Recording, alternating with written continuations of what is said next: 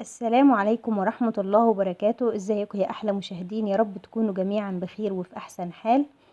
اللهم صل وسلم وبارك على سيدنا محمد عليه افضل الصلاة وازكى السلام.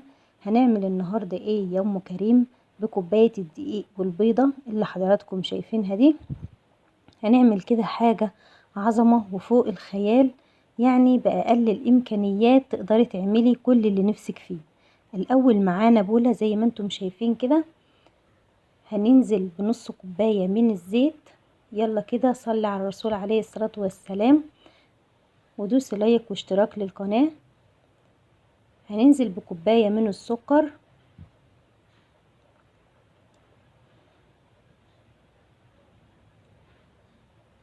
وهننزل ببضاية واحدة بس. هنقلب كل الكلام الجميل ده بعد ما ننزل بمعلقة من الفانيليا. هنحط بيض يبقى فانيليا على طول عشان تضيع ريحة الزفار.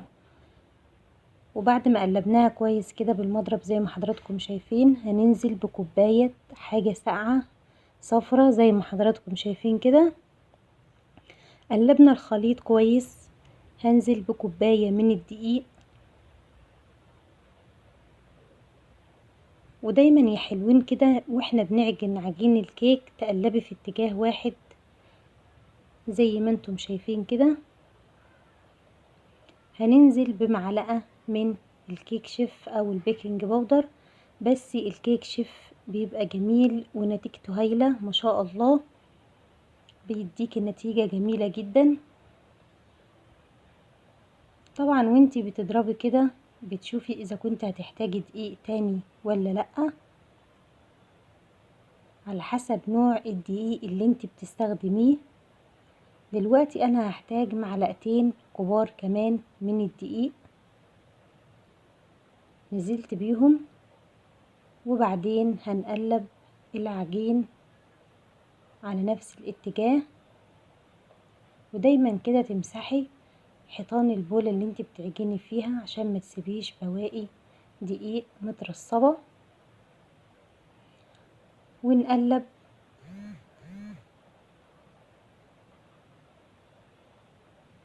وده القوام اللي احنا عايزينه. بسم الله ما شاء الله زي ما حضراتكم شايفين كده.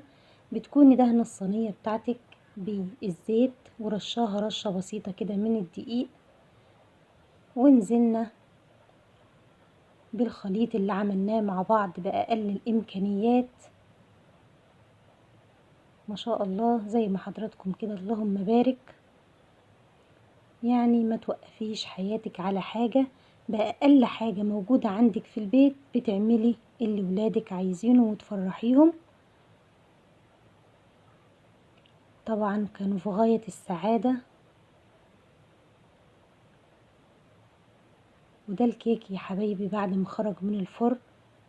شايفين ما شاء الله، بتختبري سوى الكيك بالخلة زي ما انت شايفة كده. طالما طلعت معاكي نظيفة وناشفة يبقى كده اوكي، الكيك استوى. وده قلبناه ما شاء الله، اللهم بارك. شايفين الجمال؟ هتقولي يا ام كريم الكيك قعد في الفرن قد ايه؟ هقول لكم يا حبايبي، قعد ساعة الا ربع، 45 دقيقة بالظبط على درجة حرارة 180 على الرف الأوسط. وطلع بالجمال اللي حضراتكم شايفينه ده. شايفين ما شاء الله؟ شايفين قد ايه هشة؟ والفراغات اللي موجودة جوه دي بتدل على ان العجينة جميلة جدا ومقاديرها مظبوطة جدا، وطعمها كان تحفة بصراحة.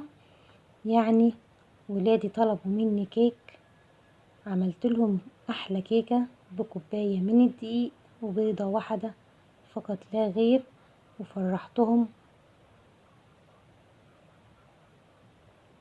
شايفين ما شاء الله؟ وكمية جميلة جدا، اللهم بارك. يلا يا حبايبي نصلي على الرسول عليه الصلاة والسلام في الكومنتات كده، واشتراك للقناة وتفعيل زر الجرس عشان يوصلنا كل جديد، عشان اللي جاي احلى ان شاء الله.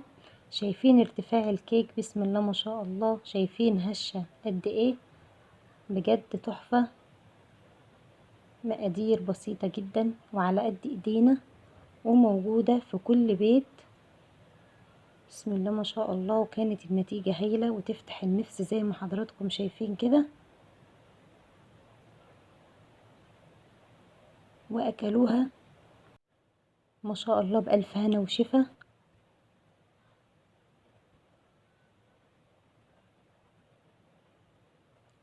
لو عجبتك الوصفة دوسي لايك وكومنت واشتراك للقناة، وقومي اعمليها وقوليلي رأيك في الكومنتات. مستنية كومنتاتكم الجميلة اللي بتسعدني وتفرح قلبي، وبرد على كل الكومنتات.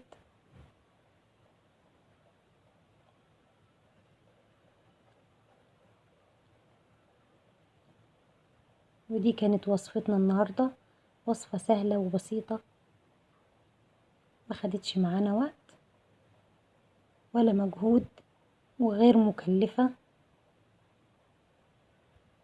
زي ما حضراتكم شفتوا مقاديرها بسيطة جدا وعملناها في ثواني.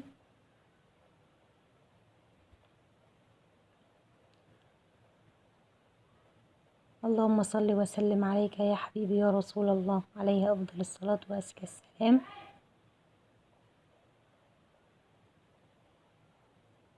طبعا كيك مع الحاجة الساقعة بيبقى طعمه جميل جدا. هي أذواق طبعا في الأكل وفي الشرب، كل واحد على حسب رغبته وراحته. بس أولادي بيحبوا الكيك مع الحاجة الساقعة، بيعشقوه بصراحة.